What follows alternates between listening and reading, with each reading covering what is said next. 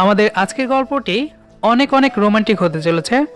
তো ভিডিওটি শুরু থেকে শেষ পর্যন্ত দেখবেন, আশা করছি আপনার অনেক ভালো লাগবে।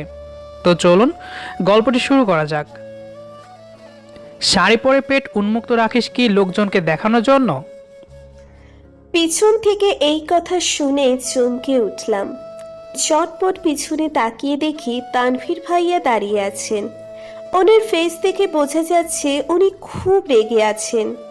আমি ওনাকে দেখে চোখ নিচে নামিয়ে ফেলি, ভাবতে থাকি উনি এতক্ষণ সামনে ছিলেন, হঠাৎ আমার পিছনে কিভাবে এলেন, তাও আবার এমন একটা কথা বলতে। ভয়ে ভয়ে তানভীর ভাইয়ার দিকে তাকাতেই তিনি কড়া গলায় বলে উঠলেন, এখনো দাঁড়িয়ে আছিস তুই? কথা কানে যায় না? শাড়ি ঠিক করে আয় জলদি, নইলে একটা চড়ও মাটিতে পড়বে না। ওনার কথা শুনে নিচের দিকে ভালো করে তাকালাম। সত্যি বলতে সত্যিই আমার পেট দেখা যাচ্ছে। আমি আর দেরি করলাম না, দৌড়ে আমার রুমে চলে আসলাম। ইচ্ছে মতো অনেকগুলো সেফটি পিন লাগিয়ে দিলাম শাড়িতে।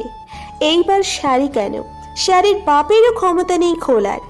শাড়ি ঠিক করে একটা স্বস্তির নিঃশ্বাস ফেললাম আমি। ইস, কি লজ্জাটাই না দিল তানভীর ভাই আমাকে। অন্যভাবে বললেও তো পারতো, এইভাবে বলা লাগে? আজ আমার ভাইয়ার বিয়ে, শাড়ি পরেছি ওই জন্য।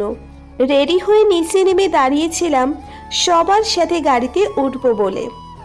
ঠিক তখনই তানভীর ভাই এসে আমায় এই কথা বলল। আমি অনু, আমরা দুই ভাই বোন। আমার ভাইয়ের নাম অয়ন, আজ তার বিয়ে। তানভীর হচ্ছে ভাইয়ার বন্ধু, কিন্তু কোনো কারণে উনি আমার উপর রেগে আছেন। সেটা আমি কেন, আমার পরিবারের কেউই জানে না। আমাদের বাড়িতে আসলেই ওনার প্রথম কাজ হলো আমাকে দিয়ে তার নোংরা শার্ট পরিষ্কার করানো। আমি কিছু বলতে গেলেই আমার আম্মু আমাকে এক গাদা বকা দেয়, বলে, তোর ভালোর জন্যই বলছে, পরিষ্কার করে দে, কাজ শেখ, তোরই মঙ্গল।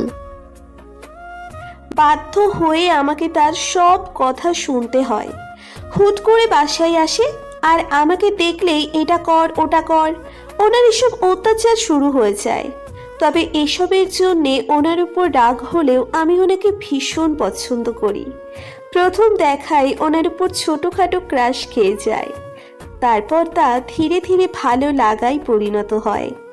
ভালোবাসার কথা বলতে পারবো না, এগুলো শুধু আমার মাঝেই সীমাবদ্ধ, কাউকে শেয়ার করিনি। শাড়ি ঠিক করে নিচে নেমে এলাম।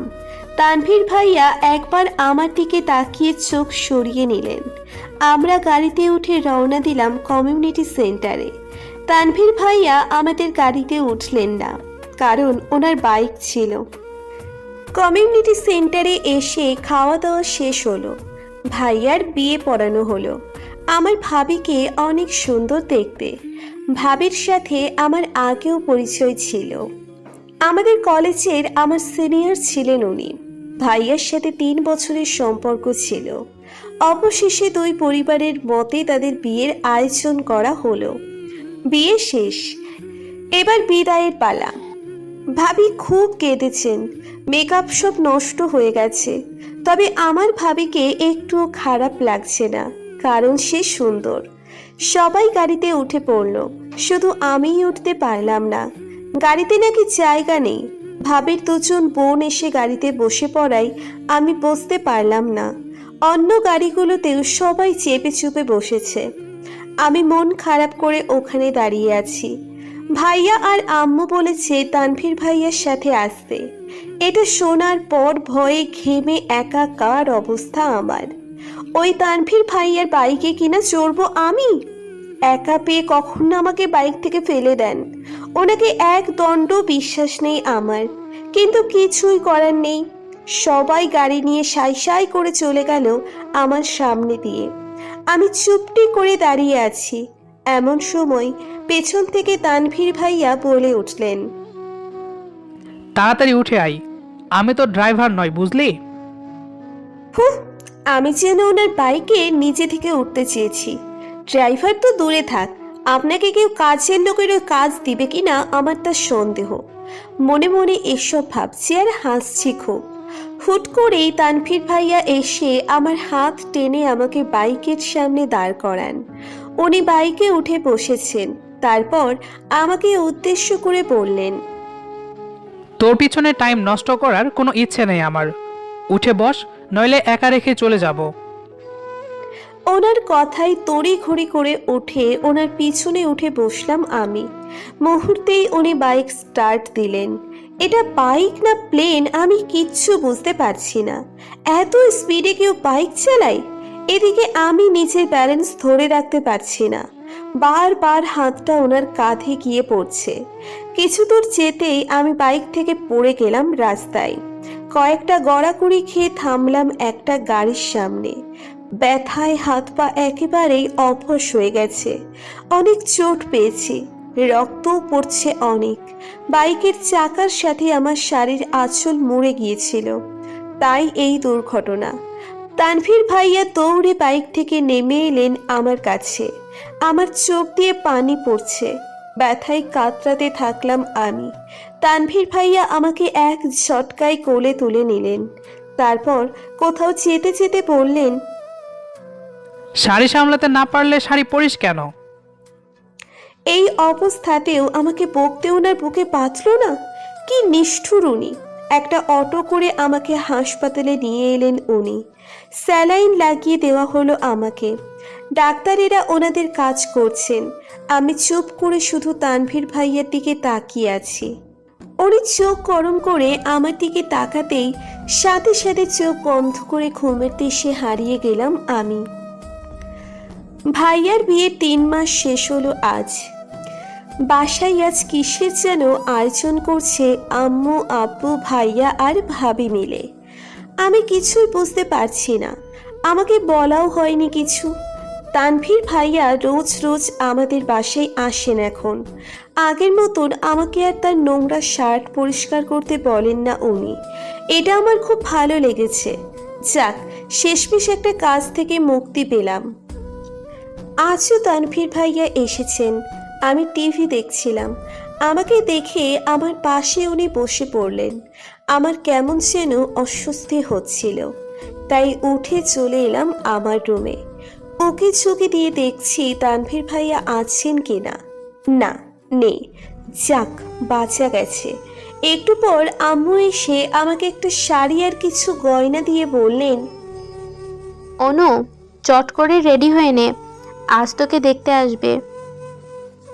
অসময়ে একথা শুনে আমি স্তব্ধ হয়ে গেলাম। আমাকে তো আগে এসব বলেনি আম্মু। কে আসবে? কারা আসবে? আমি এখন বিয়ে করব না।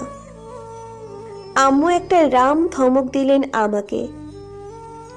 তোর ভাবির ফুফাতো ভাই, ছেলেটা খুব ভালো, সরকারি চাকরি করে, দেখতে শুনতেও মোটামুটি ঠিকঠাক। তোর জন্য প্রস্তাব আসছে, তাই রাজি হয়ে গেলাম। আম্মু এসব বলেই চলে গেল। সরকারি চাকরিওয়ালা ছেলে বলেই কি আমাকে বিয়ে দিয়ে দিতে হবে? আমার মত একটুও নিল না। ভাবি এসে আমাকে রেডি করিয়ে দিল। কিছুক্ষণ পর পাত্রপক্ষ এলো। আমাকে তাদের সামনে নিয়ে বসানো হলো, কিন্তু আমার নাম ধাম ছাড়া অন্য কিছুই জিজ্ঞেস করলো না আমাকে। ছেলেটা কে এক নজর দেখলাম।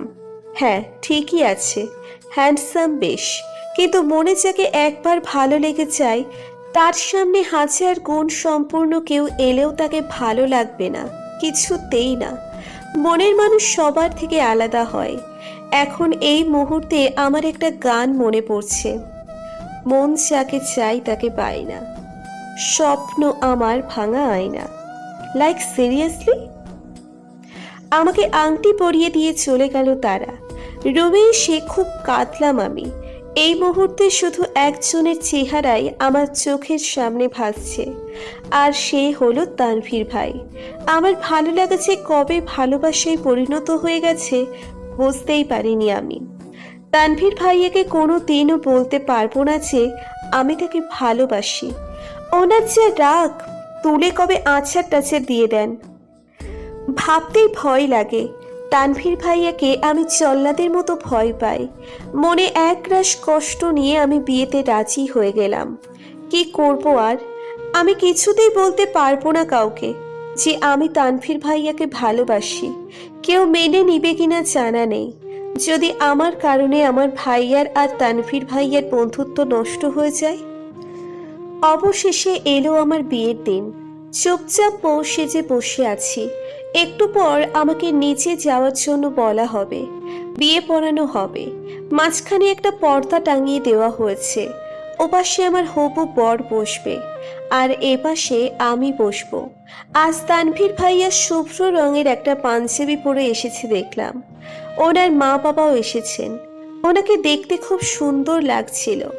আমার কিছু কাজিনরা মিলে ওনার সাথে হেসে হেসে কথা বলছে আর ছবি তুলছেন, যা আমার মোটেও ভালো লাগছে না। একটা মানুষকে ভালোবাসার পর কিভাবে অন্য একজনকে বর হিসেবে মানবো আমি? ভালোবাসাটা একতরফের, তাই কেউ দোষারোপ করতে পারবে না আমাকে। আমি কাউকে ঠকাচ্ছি না, বরং নিজের সবকিছু মাটি চাপা দিয়ে দিয়েছি। আমি নিচে বসে আছি সবার সামনে, কিন্তু বর এখনো আসেনি। একটু পর ভাবির ফোনে একটা কল আসে। ভাবি সাথে সাথে নিচে বসে পড়ে। তারপর যা শুনি আমার কানকেও বিশ্বাস করতে পারছি না। বর নাকি রোড অ্যাক্সিডেন্ট করেছে, তার লাশ পাওয়া যাচ্ছে না, উদ্ধার কাজ চলছে। এসব শুনে আমার পাড়াপড়শিরা আমাকেই গালমন্দ করতে লাগলো। আমি নাকি অপয়া, বিয়ের দিনই বরকে খেয়েছি, বিয়ের আগেই বিধবা হয়েছি। এইসব উল্টোপাল্টা কথা শুনে নিজেকে স্থির রাখতে পারলাম না আমি। কাঁদতে কাঁদতে নিজের রুমে এসে দরজা লাগিয়ে দিলাম। ঘরের সব জিনিস ওলট পালট করে দিলাম। স্লিপিং পিলের পাতাটা হাতে নিয়ে 5টা ঔষধ একসাথে খেয়ে ফেললাম। জানি না কেন এমন করলাম আমি। বালিশে মুখ গুজে কাঁদতে লাগলাম আমি। একটু পর মাথা ধরে এলো আমার, চোখে অন্ধকার নেমে এলো। তারপর আর কিচ্ছু মনে নেই আমার। চোখ খুলে নিজেকে হাসপাতালে আবিষ্কার করলাম আমি। বেঁচে আছি নাকি মরে গেছি বুঝতে পারছি না। হাতে স্যালাইনের নল লাগানো। পাশ ফিরে তাকিয়ে দেখি তানভীর ভাইয়া বসে আছেন একটি চেয়ারে। আমি স্বপ্নে আছি নাকি বেঁচে আছি নাকি মরে ভূত হয়ে গেছি কিছুই বুঝতে পারছি না। একটু নড়েচড়ে নিলাম। স্যালাইন নলের জন্য নড়াচড়া করাও যাচ্ছে না ঠিক মতো। আমি চেই না আমার হাতে চিমটি কেটে কিছু বোঝার চেষ্টা করব, ঠিক তখনই তানভীর ভাইয়া হুট করে আমার গালে ঠাস ঠাস করে 2টো থাপ্পড় দিয়ে দিলেন। আমি গালে হাত দিয়ে শুয়ে আছি। দেখলাম ওনার চোখ মুখ ফুলে লাল হয়ে আছে। এইবার বুঝলাম আমি স্বপ্নে নেই, বেঁচে আছি, বাস্তবে আছি। তানভীর ভাইয়ের চোখ মুখ এত ফোলা কেন? আচ্ছা, উনি কি কেঁদেছেন? কিন্তু কেন কেঁদেছেন? আমার ভাবনার বিচ্ছেদ ঘটে তানভীর ভাইয়ার ধমকে। উনি চিৎকার দিয়ে বললেন, সুইসাইড করার শখ হলে আমাকে বলতেই, আমি নিজেই তোকে নানা ধরনের উপায় বলে দিতাম। এমন কাজ কেন করলি তুই? কাউকে না জানিয়ে সুইসাইড কেন করতে গেলি? এটা মহাপাপ, জানিস না? আমি ঠোঁট উল্টিয়ে বললাম, আমি সুইসাইড করলে আপনার কি? কথাটা শোনা মাত্রই তানভীর ভাইয়া আমার দিকে ঝুঁকে পড়লেন। আমি আমার মুখটা অন্যদিকে নেওয়ার চেষ্টা করছি। উনি কড়া গলায় বললেন, আমার কি মানে? আমারই তো সব। আমি বোকার মতো তাকিয়ে আছি। উনি সরে গেলেন আমার কাছ থেকে। তারপর বলে উঠলেন, অনুর বাচ্চা অনু, তোর জন্য আমার সব প্ল্যান ভেস্তে গেল। কানি কোথাকার। আর একটু অপেক্ষা করলে কি মহাভারত অশুদ্ধ হয়ে যেত? শেষ পর্যন্ত দেখতি যে কি হয়। তা না করে তুই শোকে একবারে সুসাইড করে বসলি, পেতনি একটা। আমাকে যা ইচ্ছে তাই বলেই চলেছেন উনি কখন থেকে। আম্মু আপু ভাইয়া কাউকেই দেখছি না, শুধু উনি একাই এখানে আছেন। দরজা ঠেলে ভাইয়া আর ভাবি ভিতরে ঢুকলো। ওদের দেখে একটু স্বস্তির নিঃশ্বাস ফেললাম। ওদের পিছনে বোরখা পরা একজনকে দেখলাম আমি। ভাবি দরজা একটু চেপে দিলেন। সবকিছু আমার মাথার উপর দিয়ে যাচ্ছে। ভাইয়া এসে আমায় বলল, অনু গাধি, শেষ মুহূর্তে এসে তুই এই ক্যাচালটা কেন করলি? আমি হাঁ করে তাকিয়ে আছি ভাইয়ার দিকে। কি বলছি এসব ভাইয়া? সবাই মিলে এভাবে আমাকে বকছে কেন? আর কিসের প্ল্যানম্যানের কথা বলছে ওরা? আমি কিছু বলতে যাব ঠিক তখনই বোরখা পরা মহিলাটা তার মুখ থেকে নেকাব সরালো। তার মুখটা দেখেই আমার চোখ অতিমাত্রায় বড় বড় হয়ে গেল। এ কোনো মহিলা নয়, এ হচ্ছে যার সাথে আমার বিয়ে হওয়ার কথা ছিল সে। মাথা এমনিতেই ঘুরছে।